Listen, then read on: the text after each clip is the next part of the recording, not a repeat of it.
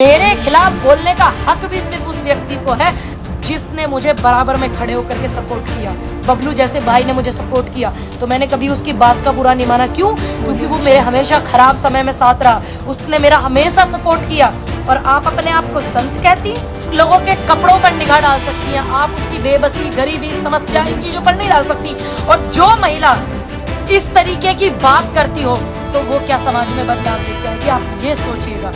वो क्या समाज के लिए अच्छा करेंगी, वो क्या समाज के लिए बड़ी बड़ी दुआइयाँ देंगी जो कपड़ों पे बात करती है। जब आप कपड़ों पे बात नहीं करती, जब आपके जो इतने बड़े बड़े नेता वो करते हैं, जब आप कपड़ों पे बात नहीं करती हैं, जब किसी बेटी, गरीब की बेटी के कपड़े उतारे जाते हैं उत्तर प्रदेश में या देश में कहीं भी, जब आप कपड़ों पे बात नहीं करती हैं, जब किसी का बलात्कार हो जाता है, जब आप कपड़ों पे बात नहीं करती हैं, तो मुझे तो गर्व इतना महसूस हो रहा है, पूरा सुकून महसूस हो रहा है कि आप जैसी महिला इतनी समझदार होकर के और इतनी मेरे विरोध में आप बात कर रही है। मुझे तो बहुत अच्छा महसूस, अपनी बेटी मानते हो, उसको आशीर्वाद देते हैं। जो महिला ये चीज हजम ना कर पाती हो तो वो क्या बोलेगी। जब 5 तारीख को मुजफ्फरनगर में पंचायत थी, जब वहां पे बदसलूकी करी गई एक बेटी के साथ में, जब उस महिला से 2 शब्द नहीं निकले और आज वो विरोध करने के लिए आई और कहती है कि पूरा देश लूट लिया।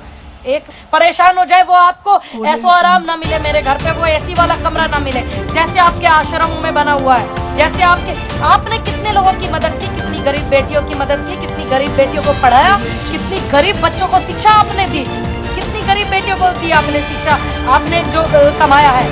और आप क्या मुझे सिखाएंगी कि मैं सनातन धर्म से हूँ कि नहीं हूँ? सब ठीक है आप लोग। हरियाणा की खूबसूरती तो बहुत है ही, हमारे देश की खूबसूरती है, तो हरियाणा तो फिर भी हमारे देश का राज्य है, हमारा पूरा देश खूबसूरत है, तो हरियाणा कैसे खूबसूरत नहीं होगा।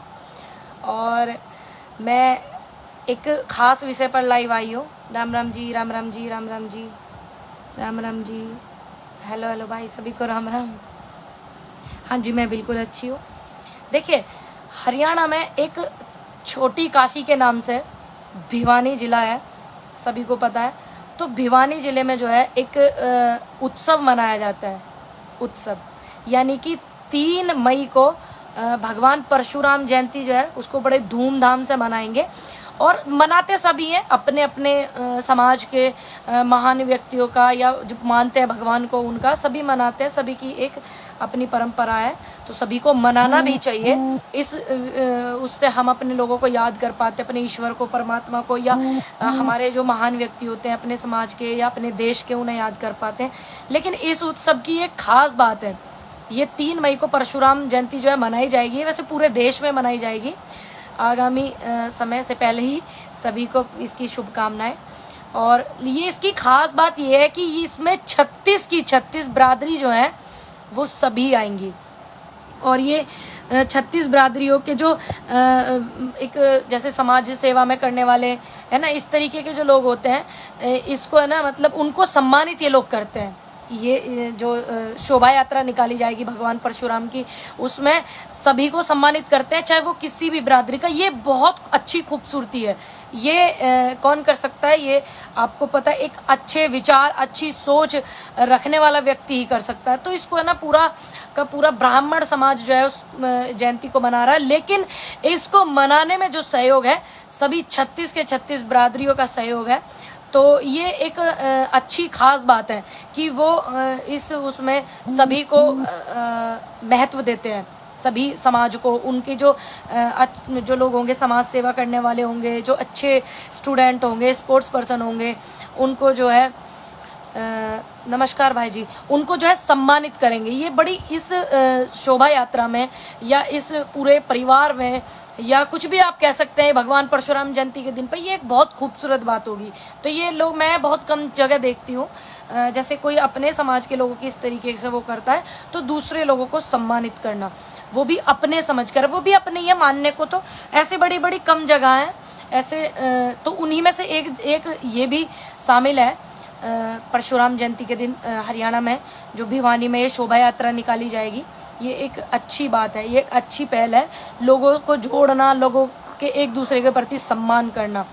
और एक महिला है, और वो जो है फेसबुक पर लाइव आ रही थी, और मैं उनका जो है नाम तो जानती नहीं हूँ, लेकिन वो जो है मतलब वो रखती है, मतलब साधु होते हैं ना, वो हैं, वो मैं तो उनको भी सम्मान करती हूँ।